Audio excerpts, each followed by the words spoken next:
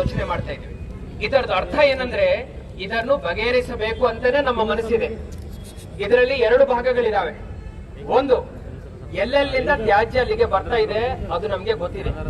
ಗ್ರಾಮೀಣ ಭಾಗದಿಂದ, ನಗರ ಭಾಗದಿಂದ ಎಷ್ಟು ಮಟ್ಟದ ಅಲ್ಲಿ ಕಸ ತ್ಯಾಜ್ಯ ಬರ್ತಾ ಇದೆ ಅದರದ್ದು ಮಾಹಿತಿ ನಮ್ಮ ಕಡೆ ಇದೆ.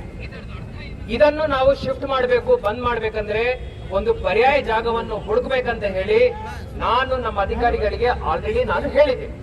ಇದರದ ಅರ್ಥ ಏನಂದ್ರೆ ನಾವು ಇದನ್ನು ಶಿಫ್ಟ್ ಮಾಡ್ಲಿಕ್ಕೆ ಪ್ಲಾನ್ ಮಾಡ್ತಾ ಇದೀವಿ. ಬಿಸಿಲಲ್ಲಿ ಇರೋ ಅವಶ್ಯಕತೆ ಇಲ್ಲ. ನಿಮ್ದು ಏನು ಮನವಿ ಇದೆ, ನೀವು ಒಂದು 10 ಜನ ನನ್ನ ಜೊತೆ ನನ್ನ ಟೇಬಲ್ ಮೇಲೆ ಕೂತ್ಕೊಂಡು ಮಾತಾಡ್ಬೇಕು. ಅದು ಪದ್ಧತಿ. ಈಗ ತಾವು ಏನ್ ಮಾತಾಡಿದ್ರೋ ಎಲ್ಲರಿಗೂ ಗೊತ್ತಾಗಿದೆ, ಎಲ್ಲ ಜನಪ್ರತಿನಿಧಿಗಳಿಗೆ ಗೊತ್ತಿದೆ, अधिकारिಗಳಿಗೆ ನಮಗೆ ಗೊತ್ತಿದೆ. सभी को पता है आपको क्या चाहिए एंड इसका जो सोल्यूशन है उसके लिए हम पिछले 1-2 हफ्ते से काम भी कर रहे हैं. इतना बड़ा जगह है, उसको अगर हमको शिफ्ट करना है तो मुझे ऑल्टरनेट जगह ढूंढनी पड़ेगी ना. लेकिन कंस्ट्रक्शन मैं बोलता हूँ, देखो भाई, तब से मैं बहुत सुना. 1 सेकंड सुनो, तब 1 सेकंड.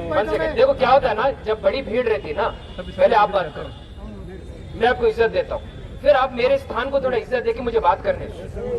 बीच में बात, मैं आपको माइक चाहिए तो दे दूंगा वापस, आप बात कर लो. आपने जो भी रिक्वेस्ट किया मैंने सुना पीसफुली. अब आराम से रहो. देखो, जो भी कंस्ट्रक्शन हो रहा है अभी, जिसको भी इंस्ट्रक्शन देना है मैं दूंगा. अभी के लिए उसको हॉल्ट करने के लिए मैं बोलूंगा, ठीक है? मैं बोलता हूँ.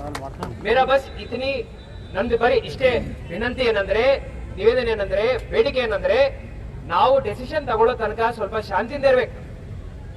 ನಿಮ್ ಪರವಾಗಿ ನಾವು ಯೋಚನೆ ಮಾಡ್ತಾ ಇದೀವಿ, ಜನಪ್ರತಿನಿಧಿಗಳು, ಅಧಿಕಾರಿಗಳು, ನಾವೆಲ್ಲರೂ ನಿಮ್ ಪರವಾಗಿ ಯೋಚನೆ ಮಾಡ್ತಾ ಇದೀವಿ. ಬಟ್ ಇಷ್ಟು ದೊಡ್ಡ ಮಟ್ಟದ ಒಂದು ಶಿಫ್ಟಿಂಗ್ ಮಾಡೋದು ಅಷ್ಟು ಸುಲಭ ಅಲ್ಲ.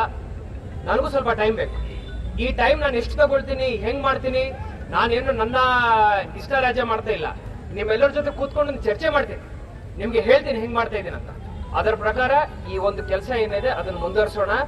ನನ್ನ ಪ್ರಕಾರ ಇವತ್ತು ಇಷ್ಟೇನು ತಾವು ಇಲ್ಲಿ ಪ್ರತಿಭಟನೆ ಮಾಡಿದಿರಿ, ಇದಕ್ಕೆ ಒಂದು ಸಾರ್ಥಕತೆ ಸಿಕ್ಕಿದೆ. ಏನಂದ್ರೆ 2 ಪಾಯಿಂಟ್ ಶಿಫ್ಟ್ ಮಾಡ್ಲಿಕ್ಕೆ ಜನಪ್ರತಿನಿಧಿಗಳು, ಅಧಿಕಾರಿಗಳು ನಾವು ಇದಕ್ಕೆ ಸಮ್ಮತಿಯನ್ನು ತೋರಿಸ್ತಾ ಇದೀವಿ. ಪೂರ್ತಿ ಶಿಫ್ಟ್ ಮಾಡಿದೀವ, ಭಾಗಶಃ ಉಳಿಸ್ಕೊಳ್ತೀವ, ಏನ್ ಮಾಡ್ಬೇಕನ್ನೋದು ನಿಮ್ಮೆಲ್ಲರ ಜೊತೆ ಕೂತ್ಕೊಂಡು ಚರ್ಚೆ ಮಾಡ್ತೀವಿ. 2ನೇ ಪಾಯಿಂಟ್ ಏನಂದ್ರೆ, ಈಗ ಶಿಫ್ಟ್ ಮಾಡ್ಲಿಕ್ಕೆ ಪರ್ಯಾಯ ಜಾಗವನ್ನು ನಾನು ಹುಡುಕ್ಬೇಕು, ಅದಕ್ಕೆ ನನಗೆ ಸಮಯ ಬೇಕು. ಆ ಸಮಯ ತಮ್ಮ ಜೊತೆ ಕೂತ್ಕೊಂಡು, ಯಾರು ಮುಖಂಡರು ತಾವು ಇದ್ದೀರಾ, ತಮ್ಮ ಜೊತೆ ಕೂತ್ಕೊಂಡು ನಾನು ಚರ್ಚೆ ಮಾಡಿ ಒಂದು ಒಳ್ಳೆ ಟೇಬಲ್ ಮೇಲೆ ಕೂತ್ಕೊಂಡು ಮಾಡ್ಬೇಕು. ಆವಾಗ ಇದಕ್ಕೆ ನಿರ್ಧಾರ ಸಿಗುತ್ತೆ.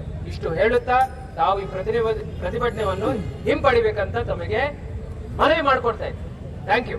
ಒಂದು 10 ಜನ ನಮ್ಮ ಚೇಂಬರ್ಗೆ ಬರಬೇಕು. ಹಾಗೂ ಆ ಕನ್ಸ್ಟ್ರಕ್ಷನ್ ವರ್ಕ್ ಏನಿದೆ, 3ನೇ ಪಾಯಿಂಟ್, ಯಾರು ಅಲ್ಲಿ ಯಜಮಾನರು ರೇಟ್ ಮಾಡಿದ್ದಾರೆ, ಕನ್ಸ್ಟ್ರಕ್ಷನ್ ವರ್ಕ್ ನು ಹಾಲ್ಟ್ ಮಾಡಿಸ್ತೀನಿ.